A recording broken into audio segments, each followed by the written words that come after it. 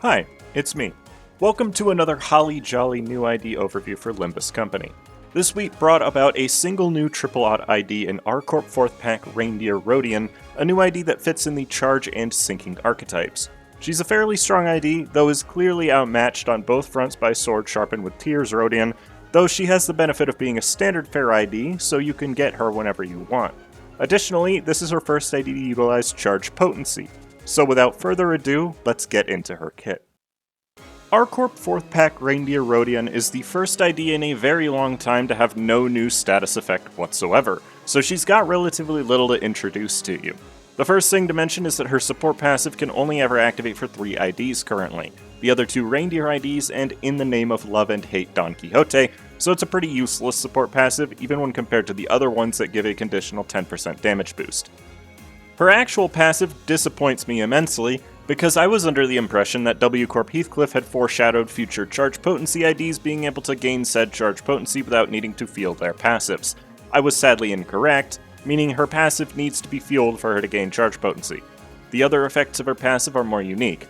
Once per turn, if she uses a base attack skill and the main target has no sinking, the entire skill will inflict double the sinking potency.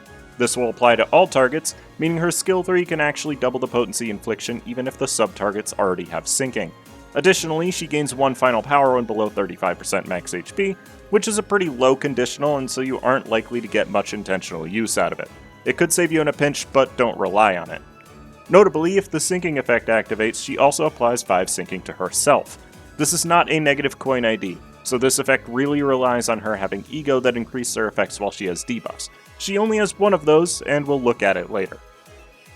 Her defense skill, Energy Condensation, haha, everybody's sparkling and glittering, is a 10 to 15 rolling NV guard that becomes a 12 to 17 if she has 5 or more charge count.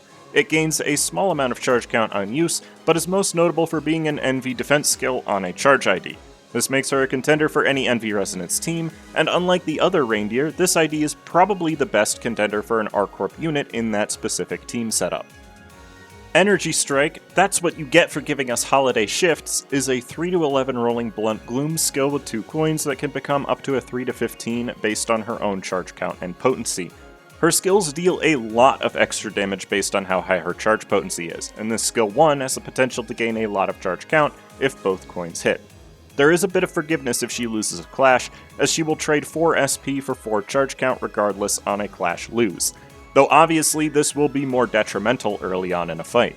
These clash-lose effects feel like a bit of an afterthought and are more punishing than helpful, but the skill itself is still really solid for a skill 1. Concentration, Burst and Pop with Christmas Colors, is a 4 to 16 rolling blunt envy skill with 2 coins that can become up to a 4 to 20 based on her charge count. This is actually really underwhelming for a modern skill 2. It takes notes from W Corp Otis in that it's trying to be both a way to spend charge count while also being a source for it. And admittedly, the 8 charge count needed for the conditional will always be fulfilled if you use skill 1 before it, or it will just put sinking on her to gain 4 additional charge count on the second hit if you don't fulfill it, and 10 charge count on skill 2 is quite a lot. If you have 8 or more, you instead spend 4 to inflict 1 blunt fragility, and while that is really nice, it is also once per turn, making it very underwhelming. The skill still deals decent damage and can gain a lot of charge count, but it is unfortunately a bit disappointing for a modern ID. Mind Whip, ahaha, look everyone, we're the fireworks this Christmas, is a 4 to 16 rolling blunt wrath skill with 4 coins that can become up to a 4 to 24 by spending 10 charge count on use. If used at 5 to 9 charge count, she will gain 5 charge count as well as 5 sinking, but will also gain 1 attack weight. The skill will become indiscriminate, and it will be used as an unfocused volley, adding some risk for using it too early. However, it does not become indiscriminate when used at 3 or more charge potency. Reindeer IDs live and die by how effective their Mind Whip is, and since this one spends all charge count and deals even more damage for the excess above 10, it can hit incredibly hard. It also takes notes from Ishmael's and increases the target stagger threshold based on how much damage it deals.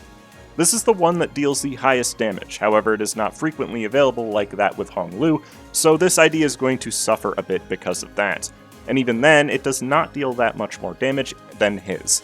That said, whenever it does show up, you'll basically always be able to use it without worry, and using it at 0 charge count is technically risk-free. This ID will notably perfectly fuel Rhyme Shank. which is important because it kind of needs Reimshank to be consistently useful in a sinking setup. Even once her passive is fueled, the amount of burst sinking she inflicts is not super high, and all of her skills are count neutral at best, meaning you either rely on this ego or on Echoes of the Manor. The other ego to mention is Hexnail, since Envy Resonance is definitely on the menu here. The important effect is the increase to its healing if the receiver has a negative effect. 2.5% more healing per status is not a lot, but for an ID that will probably always have sinking on itself, it will likely be a pretty consistent boost, at least for herself. Since this is primarily a charge ID, I would recommend building with an Envy Resonance mindset first and foremost. The most important players in said team are In the Name and Love and Hate Don Quixote, and any of Middle, W Corp, or Rhino Merceau, since they all have access to Electric Screaming, which is easily spammable damage for Don Quixote, and a way to give charge count to allies on Merceau. In terms of big support in this team, Middle Sinclair and W Corp Otis are also very important. Sinclair is tanky and takes the focus off of everyone else, while Otis gives charge count and has access to Dimension Shredder for insanely high burst damage on Envy Resonance turns. Heathcliff is also a good inclusion thanks to his teleport ego that will always be useful, as well as Binds being able to boost the team on Resonance turns. Your options in this case are Multicrack or W Corp, both of which are really solid choices.